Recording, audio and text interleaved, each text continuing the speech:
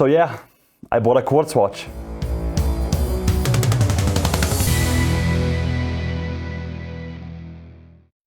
Hello, welcome to Swiss Watch and welcome to another unboxing. Today I'm going to show my latest purchase, which surprise surprise, it's not a mechanical watch. I bought myself a Quartz watch, and not just any ordinary Quartz watch. I bought a Mondaine watch. For those who visited Switzerland before and used the public transport system, you might recognize this design. It's one of the most iconic Swiss watches. So let's check what else you get in the box aside this gorgeous watch. If you open up this part here, you actually see that there's some pieces of paper behind it. What you get is the instruction for the 2-year warranty, each Mondaine watch gets, and it's also written in a few different languages. And maybe a cool feature as well is that you have a piece of paper with a thank you note from the CEO of the Swiss railway tracks here. Let's now get to the main part of this video and let me tell you why exactly did I buy this watch. The Swiss railway clock was designed by Hans Hilfiker in 1944, and it has kept its design ever since. Hans Hilfiker was an engineer, designer and employee of the Swiss Federal Railways. In 1953, he added this iconic red seconds hand, which mimics the baton the dispatch employees use. Apart from Swatch watches, in this price category, I think this is one of the most iconic watches there is from Switzerland. The model I bought is the Mondaine Stop2Go Backlight model.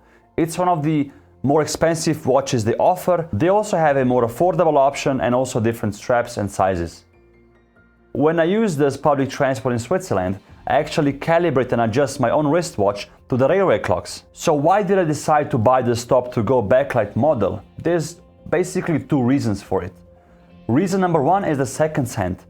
As you see, when the seconds hand comes to 12 o'clock, it will actually stop for 2 seconds in order for the minute hand to jump. Let's see this now.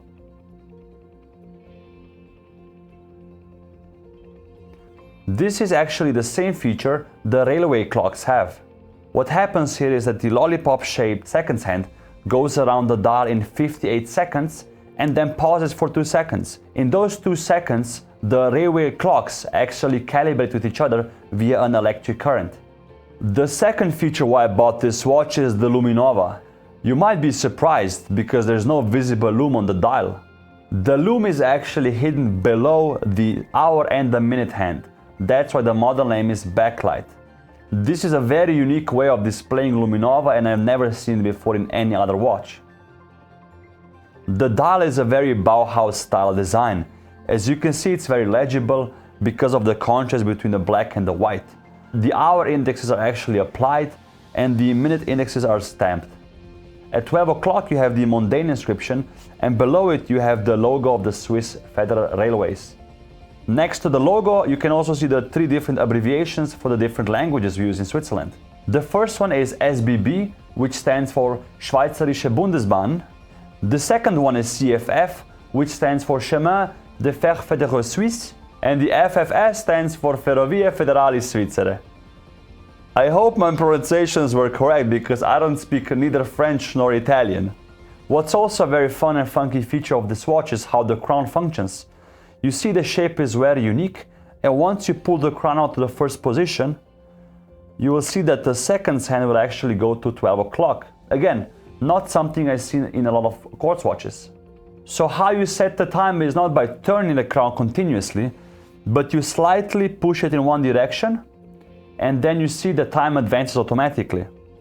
Again, something I haven't seen before, but I'm also not a Quartz watch collector, so leave a comment down below if you've seen this before in other watches. Let's put the hands back to my favorite position, 10-10. Don't you love how this moves? It's something I would play with every day. And again, once you push the crown in, the baton-shaped seconds hand will start moving again.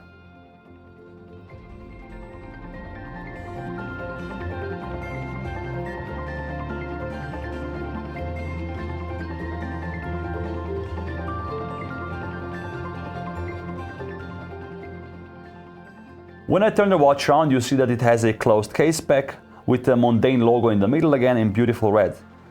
This red part here almost reminds me of enamel once you play with light a bit. You have a few inscriptions on the case back and we can see that the watch is actually water resistant to 30 meters. The whole case pack is screwed on with these 4 screws here. They also put thought in the lugs and the whole design. As you can see, the lugs are not part of the case, but are actually put on afterwards. The thing many watch brands don't do well is straps. In this case, Mondaine did a really good job because the strap is super comfortable. Let me now put the watch on the wrist so you guys can see how it fits me. The Mondaine Stop2Go Backlight is super comfortable on the wrist, and once I turn it around you can see that this has a tang buckle. The height of the stainless steel brushed case is 11 millimeters and the diameter is 41 millimeters. Just for reference, my wrist measures 18.1 centimeters. Last but not least, the price of this watch, again it's the Mondaine Stop2Go Backlight, is 649 Swiss francs.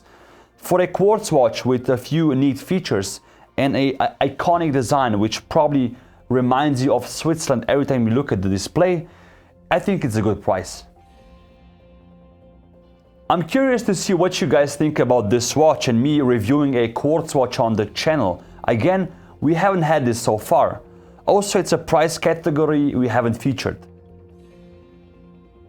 On the side you have a picture of watch we're reviewing next week on the channel. If you know which watch this is, leave a comment down below. Also leave a like and share this video, it really helps out the channel. Thank you for watching and I'll see you next week.